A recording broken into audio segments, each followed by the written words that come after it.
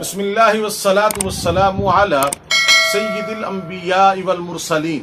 سورہ فاتحہ میں اللہ رب العالمین نے 5 صفتیں اپنی بیان فرمائی ہیں اور اللہ تعالیٰ نے 5 صفتیں اپنے بندوں کی بیان فرمائی ہیں۔ سب سے پہلی جو صفت اللہ رب العالمین نے سورہ فاتحہ میں بیان فرمائی ہے وہ اسم ذات اللہ ہے، اور دوسری اس کا ذکر سب سے پہلے ہے۔ جو اللہ رب العالمین کی صفت اسم ذات اللہ ہے اس کا ذکر سب سے پہلے ہے، اور جو دوسری صفت اللہ نے بیان فرمائی ہے وہ صفت رب ہے۔ رب کا معنی ہے پرورش کرنے والا، کسی چیز کو تدریجاً حد کمال تک پہنچانا۔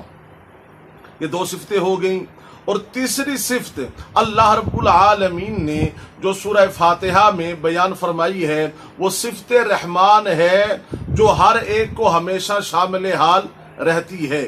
صفت رحمان جو ہر ایک کے لیے ہے۔ دیکھیں اس کی مثال یہ ہے کہ الرحمن الرحیم، اللہ بڑا مہربان نہایت رحم کرنے والا۔ صفت رحمان سب کے لیے ہے۔ اللہ رب العالمین نے اس دنیا میں رزق ماننے والوں کو بھی دیا ہے اور نہ ماننے والوں کو بھی دیا ہے۔ جو لا الہ الا اللہ محمد الرسول اللہ کلمہ پڑھتے ہیں اللہ نے رزق انہیں بھی دیا ہے، اور جو کلمہ نہیں پڑھتے، جو کلمے کے انکاری ہیں، اللہ نے رزق انہیں بھی دیا ہے۔ تو دنیا کی دولت اللہ جس سے چاہے مرضی عطا کر دے۔ یہ جو دنیا کی دولت ہے، یہ دنیا کی دولت اللہ رب العالمین جس کو چاہے مرضی عطا کر دے، یہ عرش والے رب کی مرضی ہے، اور دنیا کی دولت اللہ نے سب کو دی ہے۔ ہاں، مگر جو دین والی دولت ہے، جو کلمہ اسلام والی دولت ہے، جو عقیدہ توحید والی دولت ہے، جو عقیدہ ختم نبوت پر ایمان رکھنے والی دولت ہے، جو صحابہ کو کامل الایمان ماننے والی دولت ہے، جو اہل بیت کی محبت و مودت والی دولت ہے، یہ اللہ رب العالمین دین کی دولت اللہ انہیں عطا فرماتا ہے جن سے اللہ محبت کرتا ہے، جن سے اللہ محبت کرتا ہے۔ یعنی دنیا کی دولت اللہ جس کو چاہے مرضی دے، وہ اللہ نے ماننے والوں کو بھی دی ہے، نہ ماننے والوں کو بھی دی ہے۔ جو اللہ کے سامنے سجدہ کرتے ہیں انہیں بھی جو ہے وہ دنیا کی دولت دی ہے، جو نہیں کرتے انہیں بھی دی ہے۔ مگر دین کی دولت، کلمے والی دولت، اسلام والی دولت، یہ اللہ تعالیٰ انہیں عطا فرماتا ہے جن سے اللہ محبت کرتا ہے۔ تو صفت رحمان سب کے لیے ہے، مگر جو اللہ تعالیٰ کی چوتھی صفت سورہ فاتحہ میں بیان کی گئی ہے 4 نمبر پہ، یہ صفت رحیم ہے، اور یہ صرف آخرت میں اللہ کے فرما بردار بندوں کو حاصل ہوگی۔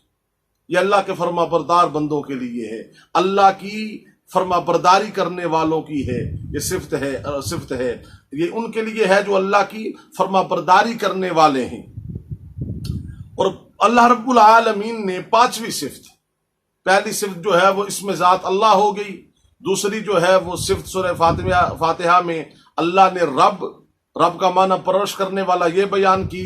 تیسری صفت اللہ رب العالمین نے صفت رحمان جو ہر ایک کو شامل حال رہتی ہے، اور چوتھی صفت جو ہے وہ رحیم، وہ صرف فرما برداروں کے لیے ہے، اور جو ہے وہ فرما برداروں اور اطاعت گزاروں کے لیے ہے۔ اور 5ویں صفت جو ہے وہ مالک یوم الدین، وہ مالک ہے روز جزا کا دن کا۔ تو یہ اللہ تعالیٰ کی جو ہے وہ کتنی صفتیں ہو گئیں؟ یہ اللہ تعالیٰ کی 5 صفتیں ہو گئیں جو سورہ فاتحہ میں بیان فرمائیں۔ یہ 5 صفتیں اللہ تعالیٰ کی ہیں۔ اب جو 5 صفتیں اللہ نے اپنے بندوں کی بیان فرمائی ہیں وہ سماعت فرما لیں۔ اللہ رب العالمین نے سورہ فاتحہ میں پہلی صفت عبادت کی ذکر کی ہے، یعنی عبادت۔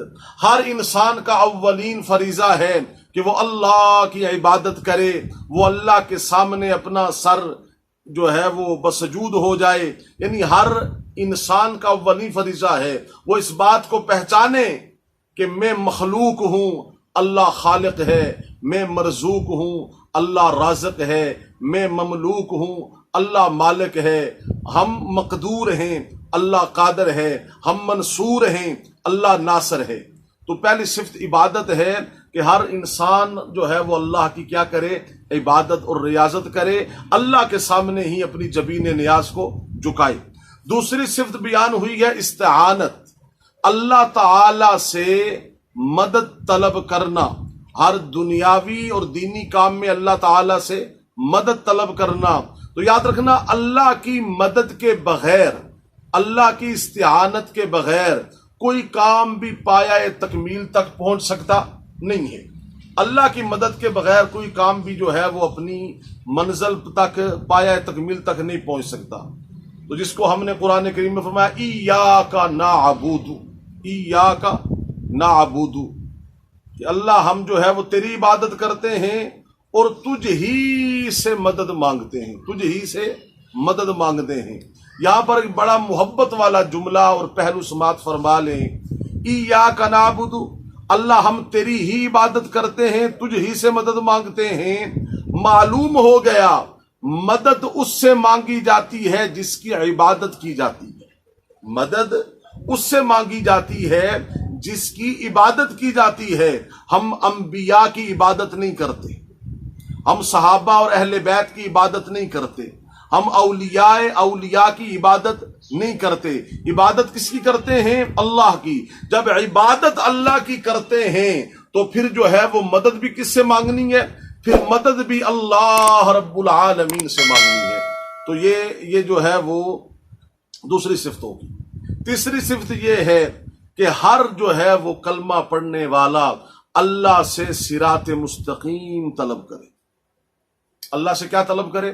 صراط مستقیم طلب کرے، یعنی ہدایت اللہ سے مانگے، ہدایت اللہ سے مانگے، اور اللہ رب العالمین مجھے سیدھے راستے کی ہدایت دے۔ جب سیدھے راستے کی ہدایت مل جائے پھر اس پر استقامت کی دعا کرے۔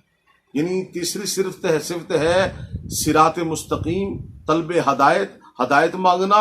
اور میرے عزیزو، ہدایت بھی مانگنے سے ملتی ہے، ہدایت بھی طلب کرنے سے ملتی ہے، اللہ سے ہدایت بھی دامن پھیلانے سے ملتی ہے۔ تو یہ تیسری صفت ہے بندوں کی۔ چوتھی یہ ہے کہ اگر اللہ نے ہدایت دے دی ہے، اس پر ہدایت پر استقامت کی دعا کرے کہ یا اللہ اس پر مجھے استقامت بھی عطا فرما، اس پر مجھے جو ہے وہ کیا ہے، استقامت بھی عطا فرما۔